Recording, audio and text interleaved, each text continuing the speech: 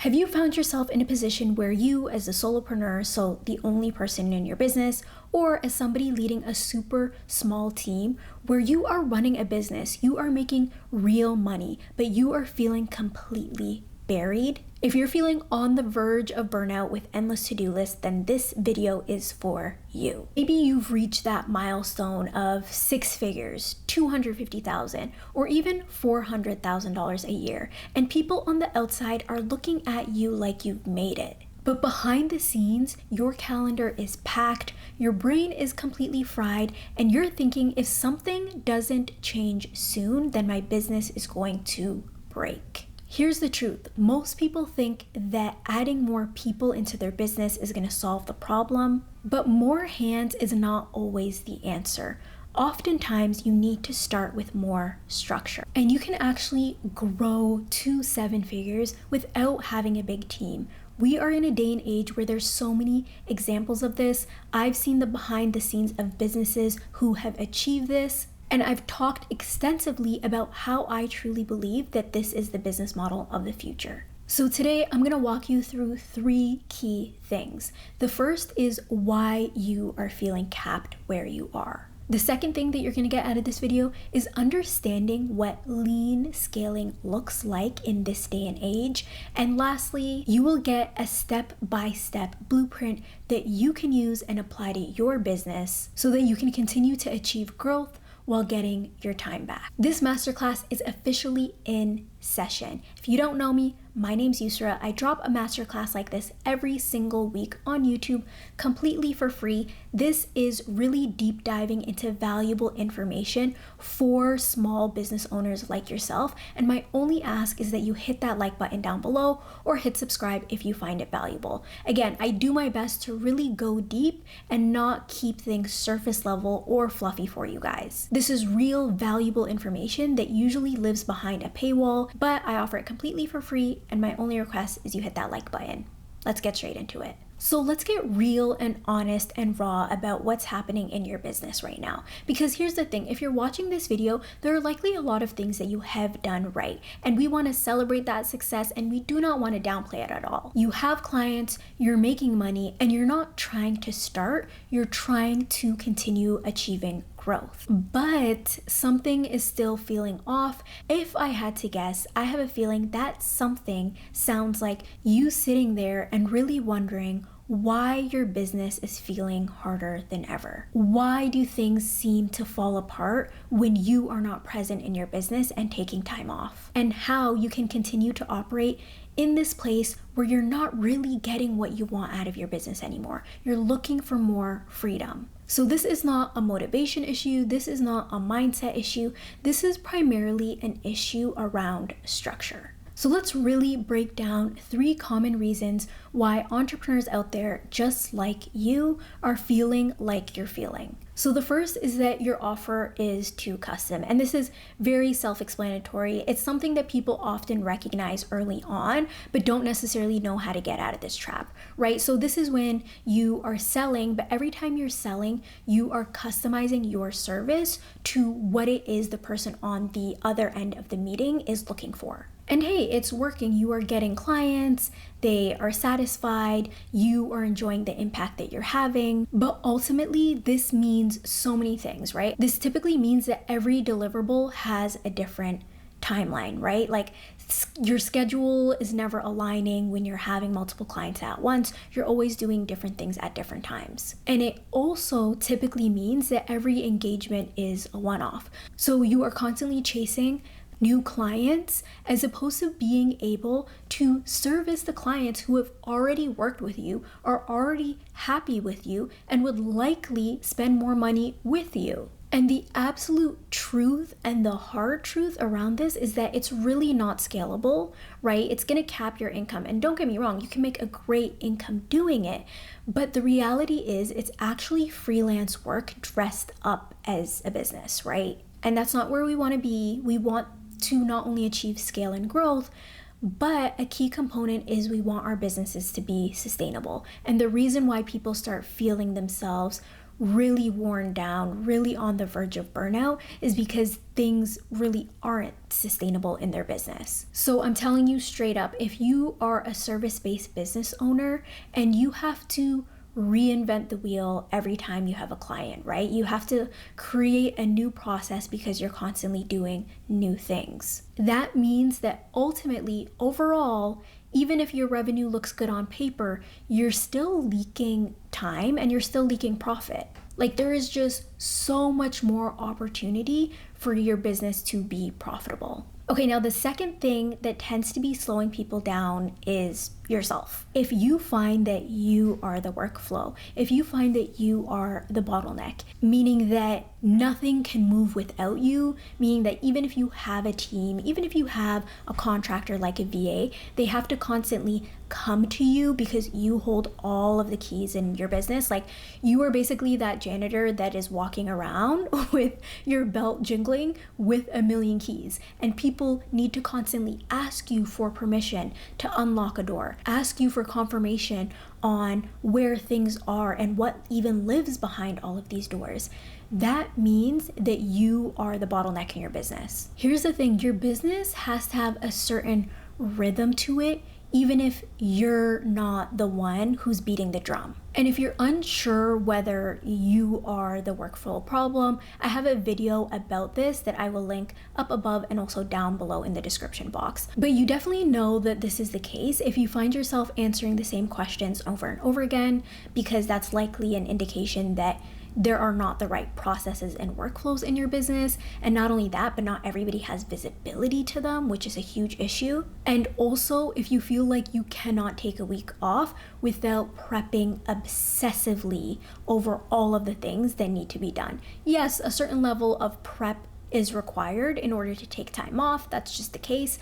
But if you find yourself down deep in the weeds, like if the week before you're taking off, you're basically working double the hours that you would typically be doing, that's a problem. And I hate to say this, guys, because I hate to think that there's even so many people out there that have this mindset, but genuinely, there are people who like to be in this position. And here's the thing, they would say otherwise, right? They would talk about how tired they are. They would talk about how swamped they are, about all this responsibility that they have, but there's something inside of them, there's something really deep down in there that actually loves being the person who holds the key to everything. And that ultimately is a mindset issue, right? We're not going to cover that in this video, but there definitely is some mindset work that has to be done there in order to really step from an employee mindset into your CEO energy. If you're wondering how to do that, I have another masterclass, which I will link up above and down below in the description box, that's all about how to 10x your income, and it touches a lot more on this topic of mindset. Now, something else that really slows folks down is when they are constantly in reaction mode. I have seen this so much in my years of working with small and medium-sized businesses. There are very few businesses and organizations that are looking proactively into the future and actually have time to look back and assess the past and make decisions based on the data that they have regarding what is working, what's not working, and what changes they should make moving forward. You have to have that bird's eye view that looks at all of those things to ensure you're not just in reaction mode. And a key driving force around this is actually having a strategy. I talk about how most business owners don't even know what a strategy is, let alone actually have one and are working towards it and are implementing it and are making changes to their business based off of it. Most entrepreneurs think having a strategy is just, posting twice a week on Instagram, like that's their strategy, right? And that's not a strategy. And not having that true core understanding or development of one is really what keeps a lot of people stuck in reaction mode, right? They are just reacting to what is happening next in their business as opposed to actually planning for the change that's going to happen in their business. And when you're in reaction mode, you know it, like you feel it. Again, it looks like your strategy changing week to week.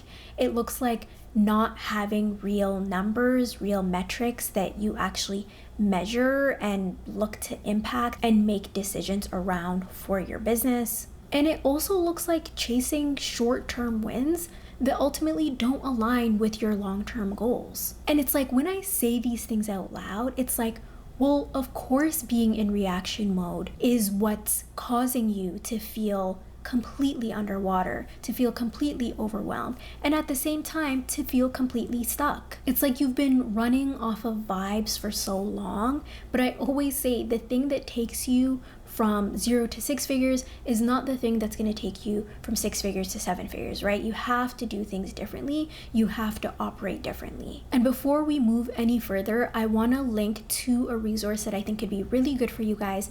It is a task and time audit, so you guys can really assess what you're doing in your business, what should be prioritized, what needs to be deprioritized. It basically outlines for you as the CEO the things that should be top of mind and high focus for yourself. So you can get that down below in the description box and work through it on your own time. Also, if a lot of this information is resonating with you and you are really at that stage where you are looking to work less in your business while continuing to achieve growth, feel free to book a coffee chat with me down below in the description box.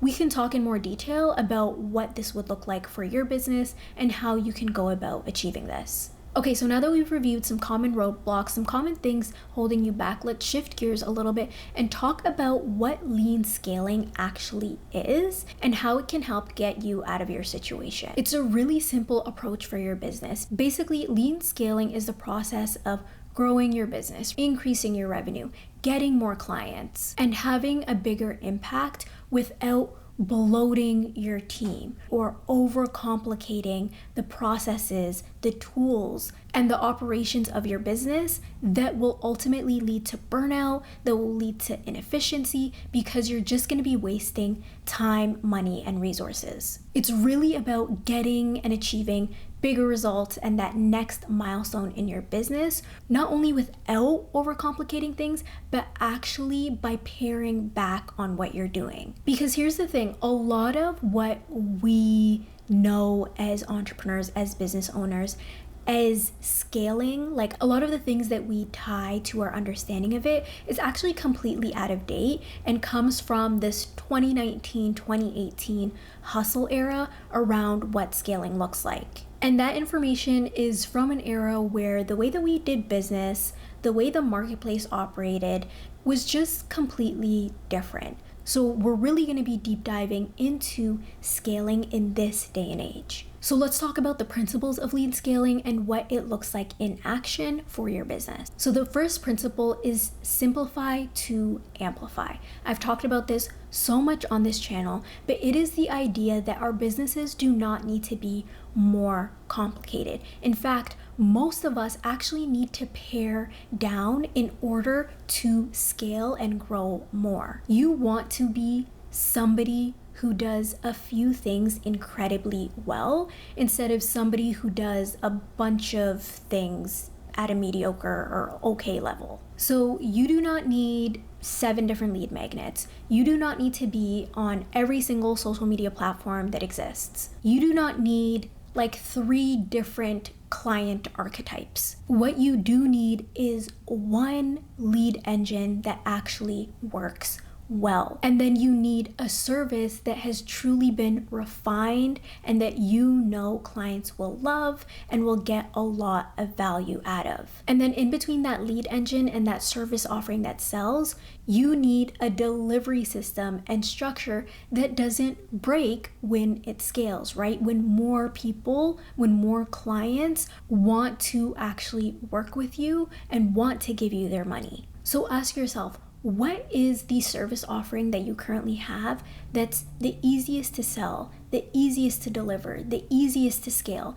That is likely where you should be putting your time and effort. Because here's the thing, I always reference Pareto's principle or the 80-20 rule that as business owners tells us that 80% of our revenue will probably come from 20% of customers. So it's not about having a bunch of different offerings for a bunch of different people, right? It's about really focusing on those 20% who are ultimately going to end up spending the most on you because they are the most satisfied with whatever problem it is that you're solving. And I'm telling you guys, you can see this phenomenon play out in business over and over and over again, regardless of what sort of service-based business you have. So whether you are a lawyer, whether you are a consultant, whether you are an esthetician, whether you are a coach, once you achieve a certain level of scale, you will find that 80% of your revenue is coming from those 20% of clients or 20% of the service offerings that you're providing. The second principle of lean scaling is systems before support. I've talked about this so much. I will link videos up above and down below in the description box where you can jump into this in more detail. But essentially, the principle behind this is the fact that people think that more hands in their business is going to fix all their problems. But oftentimes it actually tends to complicate things. It actually tends to make things more messy because you find yourself in a position where you're being asked more questions, where you have to provide training, and where you actually have to provide people with direction and guide them. So again, people think more hands means that things will be easier, but oftentimes it becomes more complicated.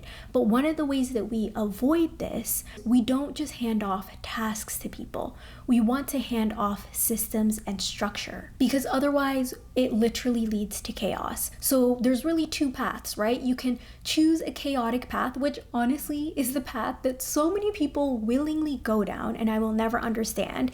And it looks something like this. You're overwhelmed, so you hire a VA. And then you spend like 3 months training them.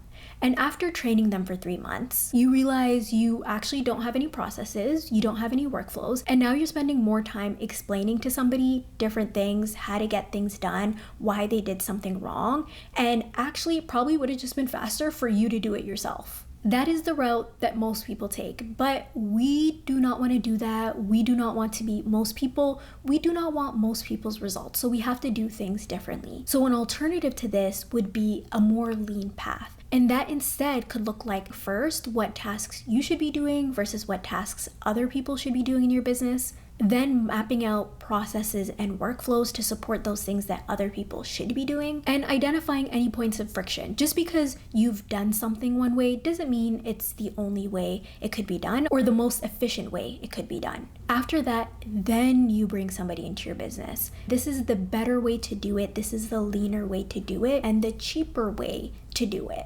And the third principle, which is very closely aligned to what we just talked about, is this idea of automating and leaving something alone. Here's the thing, a lot of the times when somebody is doing things very manually, they're constantly revisiting how to do it. They're constantly making updates for how the work should be done. But I want you to seek out those opportunities to use the right tools and automate to do the heavy lifting. We are in the age of AI. Why would we be looking to scale in a way that doesn't use the benefit of all of this technology that we now have at our fingertips? So find those low-hanging fruit opportunities for repeatable tasks within your business. These are typically going to look like administrative tasks that you're regularly doing and need to be done in order to keep things flowing, right? But the goal should be to compress the amount of time it takes to do these things. And everything is just about taking micro actions and having the courage to start taking